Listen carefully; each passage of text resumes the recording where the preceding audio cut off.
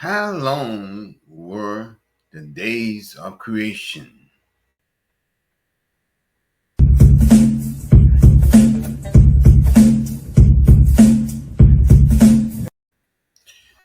Now, this is a topic often debated among Christians about the creation days. Were they 24 hours? Were they ages?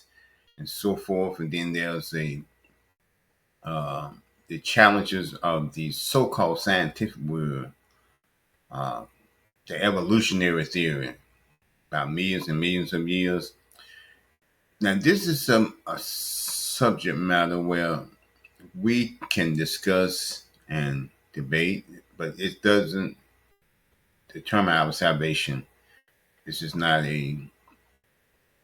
This is one of those things as Paul, as it says in the First Corinthians. Now we see darkly as through a glass, but when that which is perfect come, we shall see perfectly. Something to that effect is in First Corinthians, that'll be 14. Um, but it's one of those things that we see darkly. I just thought that I would offer my views on this because I think it gives you some additional insights into eschatology and how the end times unfold, and can give you a way to answer those who don't believe the so-called scientific world, who want to challenge you about the existence of God. So here's my take on it, folks. When I read, let's really start with the scripture. Let's start in Genesis, and I'm gonna give you see Genesis. Let's see. I'm going to share my screen with you. Okay. I'm gonna pause for a minute while I pull all this up.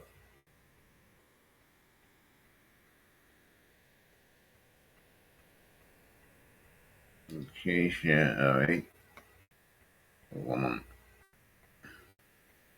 I'm gonna pause for a minute. Because I.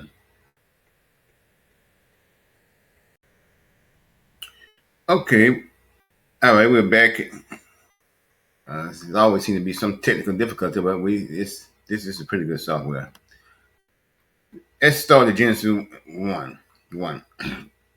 In the beginning, God created the heaven and the earth was free, was without form and void, and darkness was upon the face of the deep. And the Spirit of God moved upon the face of the waters.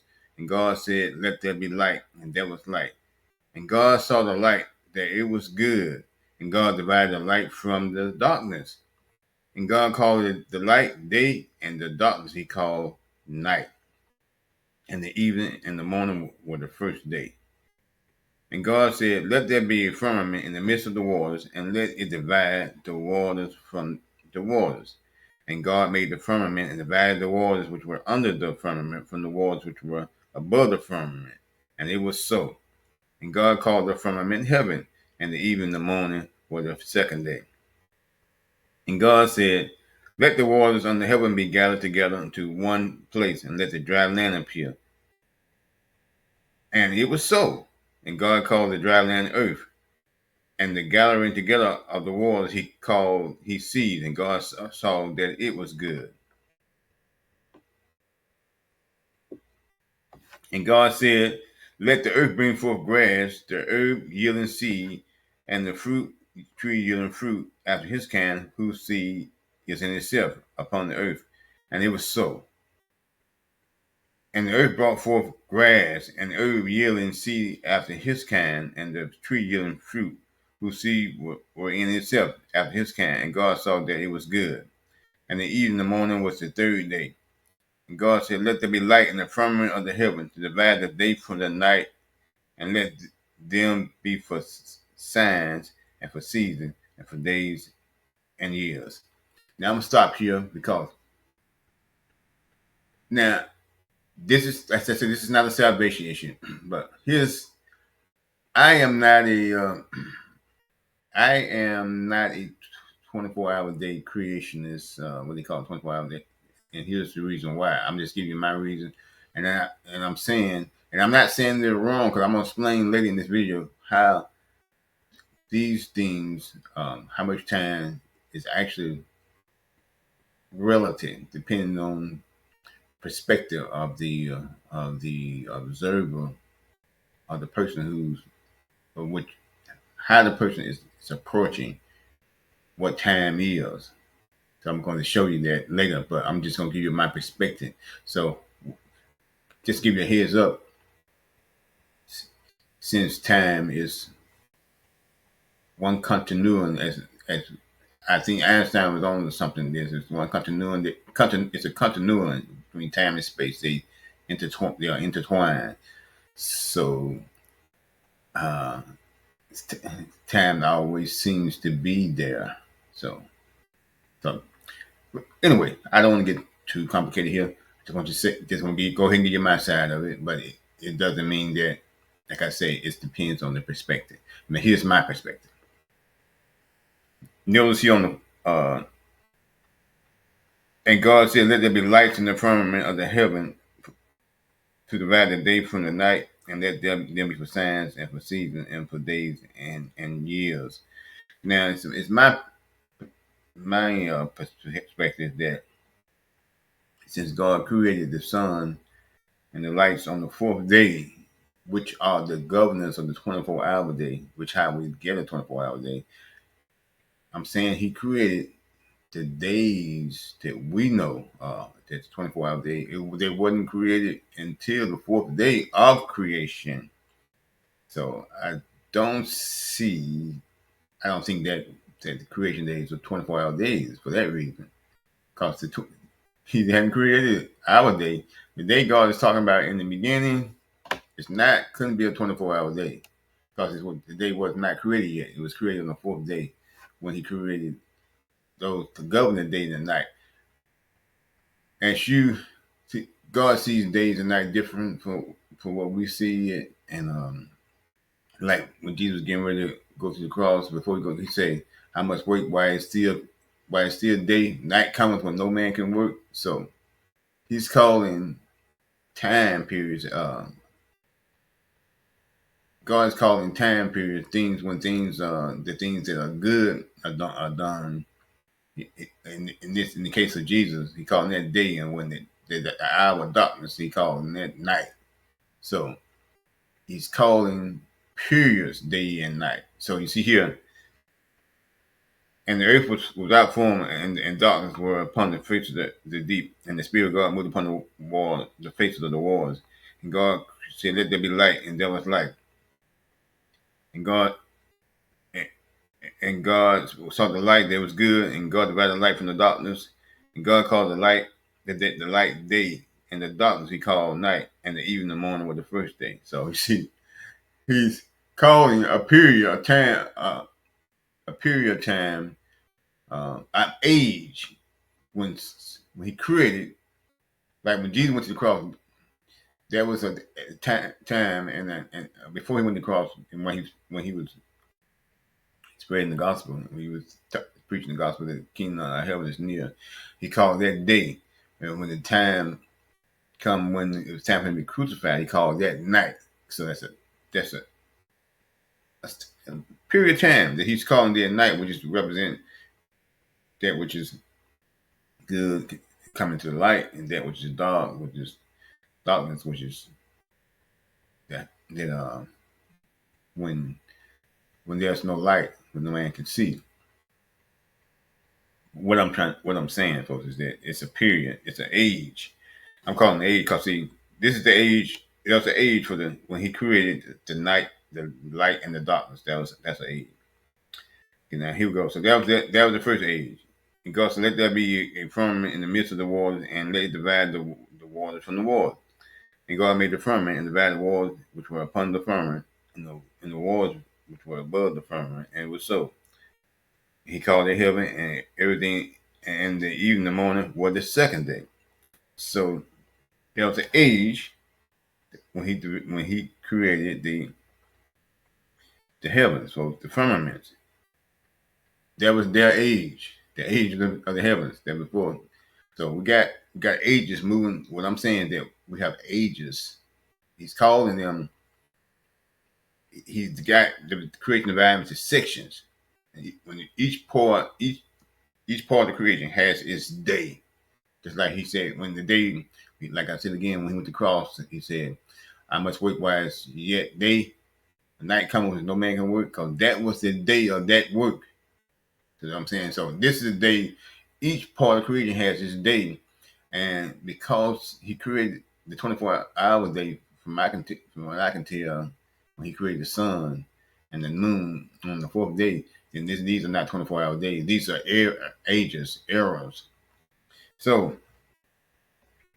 now, uh, and God made it. So then we go on to he said he made that's the age of the heavens. Okay, the heavens, but he made he made the firmament.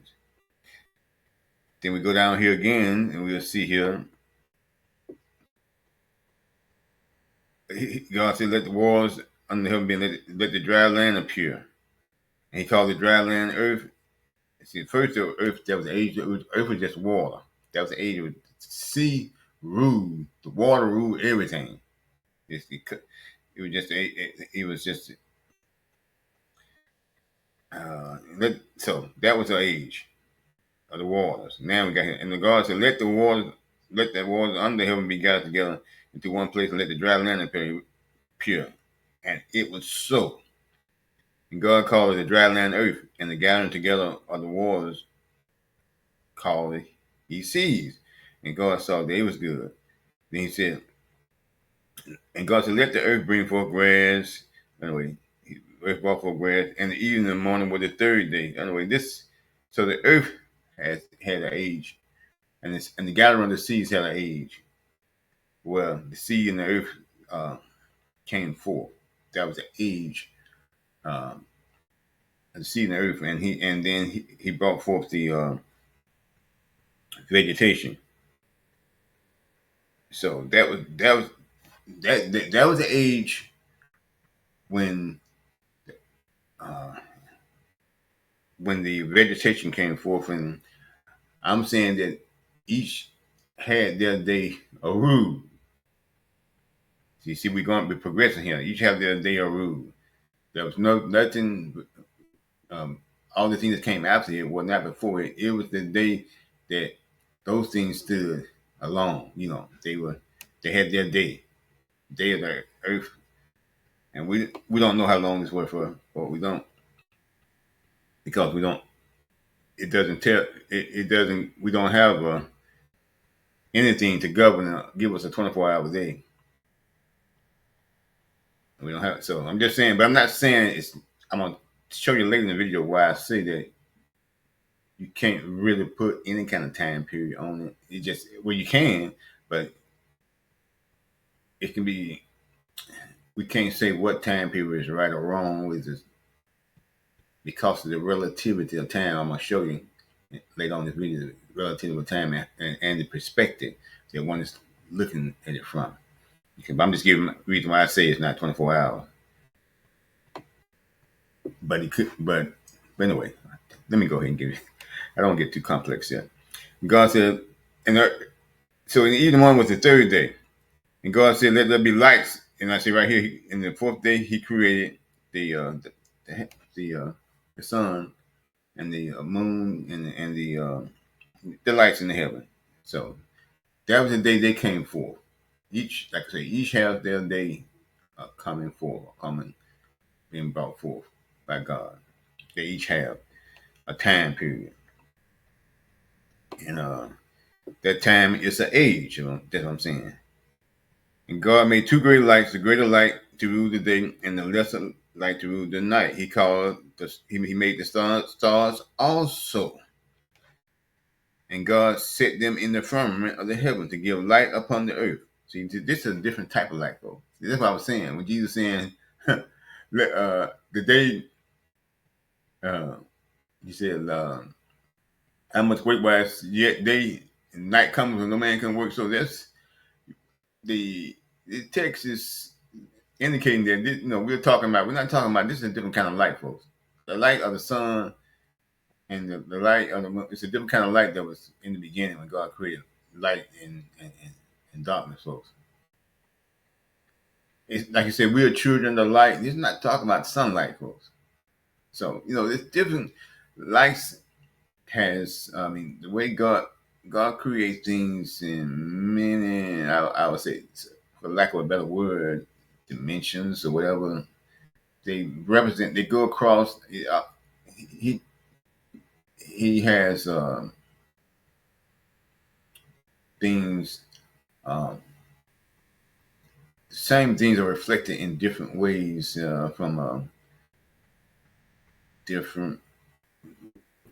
I would say, for lack of a better word, realms or dimensions. But anyway, that's. I don't want to get too complicated. I'm trying to keep this simple because science. When you start thinking about these things in science, they can get to be complex. And God said, set them in. Okay, let's see. And then even the morning was the fourth day. Now, okay, now here come the ages. And God said, let the waters bring forth abundantly the moving creature that have life and fowl that they fly above the earth in the open firmament of heaven. And so we see God created the whales and creatures of the sea and the birds. And he said he told them multiply and fill the waters and the seas and let the fowl multiply in the earth. And the eagle in the morning with the fifth day. So the creatures of the sea and the fowls had their day when they, so to speak, they were they benefit from the earth. It was their age. They didn't have any other creatures. Um, you know, it was their day. Their day. When they came forth, you might say they ruled. That they ruled the day in their creation. They ruled that day. They said and either morning was the fifth day. Yeah, fifth day. They ruled the fifth day. They was in rule. They ruled. And God said, "Let the earth bring forth the living creatures after His kind." Cattle. Now we have the land animals been created. I'm skipping around because I don't want to make this too long. And God made the beasts of the earth after His kind, and the cattle after their kind, and everything that creep upon the earth after His kind. And God saw that it was good. So God made the beasts first, the land, and then all the cattle and everything on the land first. So they had in the beginning of the sixth day, they ruled. Here comes the crown, the crown of the creation. Excuse me. God said, "Let us make man in our image, after our likeness, and let them have dominion over the fish of the sea, over the fowl of the air, and over the cattle, and over all the earth, and over all creeping things that creep upon the earth." And God made His crown in creation, man, to rule over all, made in His image. And that was on the sixth day. So what I'm saying is that these were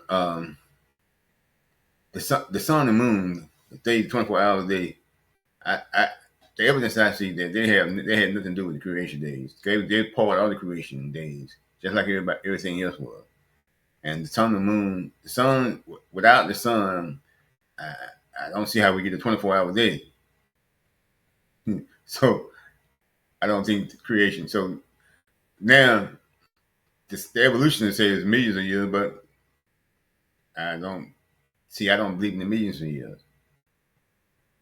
Okay, I know the ages. I don't know how long the ages were. I'm saying that you can't put a time on this. What I really am saying, because I'm gonna show you why you can't put a time on it, because you don't. Because, and I'm saying that because time is relative, as Einstein says. So, depending on what perspective you're looking from, you can put a time on it, but you can't. It can be the time can be if you're somebody who's like this scientific evolutionary mind, you can put millions of years on it. Or you can somebody who got a simplistic understanding like of the days of our days, the day that we have, when the sun comes up and goes down. 24 hours, then it's 24 hours.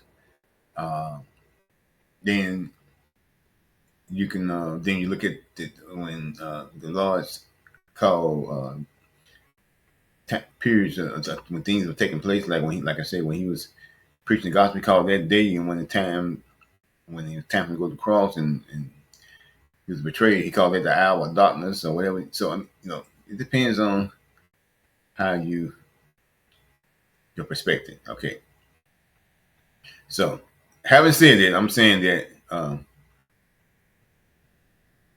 I see days simpler as the days of creation, simpler as ages, and I don't know why. Anytime, where every time he could finish a section of creation, like when he finished the heavens and the earth, that's that's a day. That's their day. When he finished the seas, that's their day. When he finished the vegetation, that's their day. I don't know what the time, how long it was. I just know each had their day. That's what I'm saying. I can't put a time on it. And not in the way man thinks. I can't put a 24-hour time on it. I can't put millions of years on it. All I can say from what I can see is that when each came forth, when certain parts of creation came forth, God, after that part came forth, he called that a day. See? Uh, when the animals and man came forth, when he brought them forth, he called that the sixth day. When and so forth, so whenever he made something, a certain part of creation, he made the heavens, called that a day. When he made the seas, called that a day. And when he made the creatures of the seas and the birds, see, each had he called each of these parts a day. So I'm saying days are the creation of this pause, are times when certain parts of the creation came forth, had a day. And so when each one come forth, it's called a day. Now, I'm going to share, now, and here's the reason why I say you can't put a time period on it, because it's about perspective. Now, Einstein uh, showed, illustrated how that time and space is one fabric, and that he proved almost, well, pretty much, Einstein seemed to prove that time and space are relative, folks, and that they're intertwined. And so it depends on how you're looking at your perspective. I'm going to show you. It's get to be complex, but I made a quick video based on Einstein's theory. Einstein they say had a theory where a person, a man went into space and speed of light in a certain direction, and he was gone for only an hour. When he returned, um, let me see. When he left, a child has been born. And he was gone on. He returned. He was gone for only an hour, but he traveled at the speed of light. When he returned, the child he's been gone for an hour, but the child is now an old man. So you see, so how long was he gone? Somebody might argue. He can say, well, I was only gone an hour. It was an hour. That's how long it took for me. But the child who's been born said, well, they said you left when I was born, and now he's an old man. He said, no, you've been gone for 70 years. So you see how you can get twisted by the evolutionists?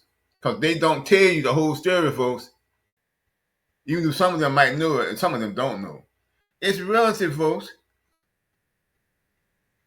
It could be an hour, or it could be 70 years, depending on your perspective. Because time and space are intertwined. So what they're calling millions of years could be in the expanse of eternity, folks. It can be on a moment, a twinkle. Because eternity is just out there. It's just there. So if you want to call it millions of years, you can call it a million. Like I said, the child could say, no, you was gone 70 years, Mr. Spaceman. And the spaceman can say, no, I was only gone an hour. See what I'm saying? Don't get caught up in this evolutionary crap, folks, because they want to promote a certain belief system because they're they're blind. You know, they're in darkness. Not all of them are. Some of them are Christians. So in fact, they know the truth about how time works, and then how the atheists promoting it from a perspective because they got letters behind their names. You get confused thinking that well it was millions and millions and millions and man, and but then they don't tell you that space and time is all interwoven. This millions and millions of years that they are perceiving from their perspective could be only a moment in time, folks. Now, I'm going to show you a video that I made just illustrate Einstein's theory. So let me see. I'm going to stop. Let's see. We're going. Let I see. Let me see if I can play this video, and I'm going to narrate it as I play it. Hopefully, this will work. This is the first time I tried this. Let's see here. Imagine this story. A sleek spacecraft interior fitted with advanced technology. Imagine a journey into the fabric of the universe where the boundaries of space and time blur. This is the realm of Einstein's space-time continuum. The spacecraft blasts off from Earth through the porthole. The vibrant blue planet begins to shrink. Mark embarks on a mission, piloting his craft to the depths of space for what will be to him a mere hour's adventure. A busy hospital, a newborn cries out, and the proud parents beam down at their child. Back on Earth, a new life begins. A baby is born at the precise moment marked their pause. Stars screech past as the spacecraft speeds closer to the speed of light. The onboard clock ticks, traveling to near the speed of light. Time aboard Mars craft dilates, slowing time relative to time on Earth. This is the heart of Einstein's revolutionary concept. Time is not absolute, but interwoven with space itself.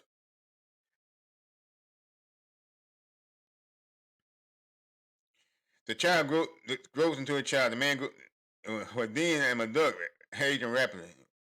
Now, while Mars experiences just an hour, decades unfold on Earth. The child grows into an old man, celebrates milestones living in life. The spacecraft re-enters Earth's atmosphere, landing smoothly. The door opens and Mars steps out unchanged.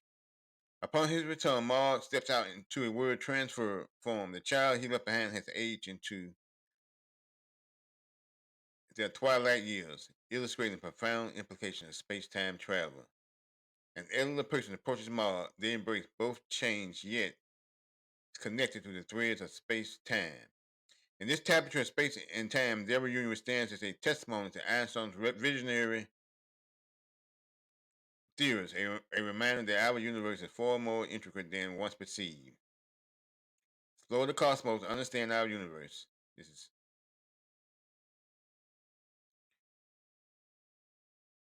well.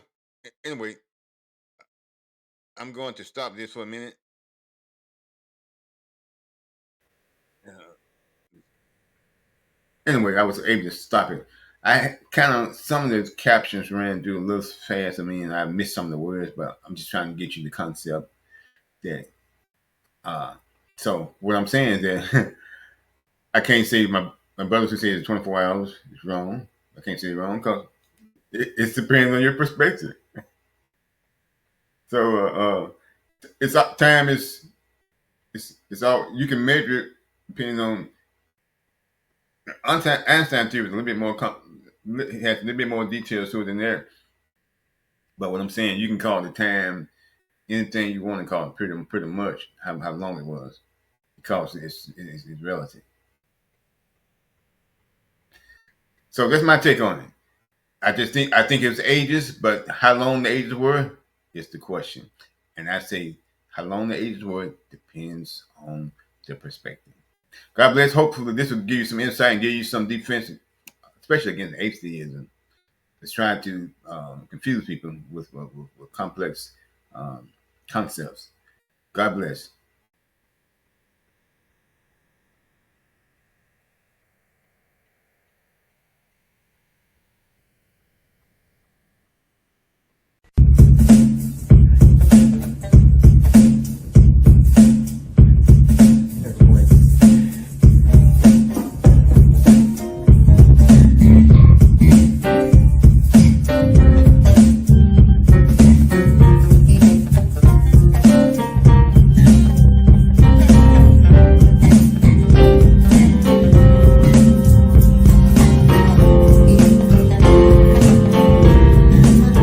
Man on the street, he has no home, but don't you worry, he's not alone.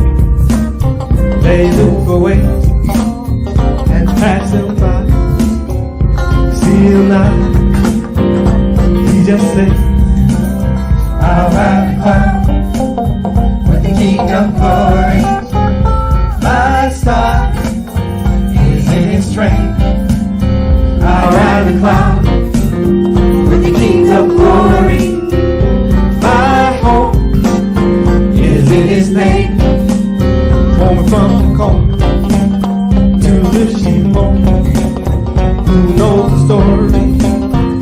She was wrong. From those dark days, their eyes were judged. They don't know. She just said,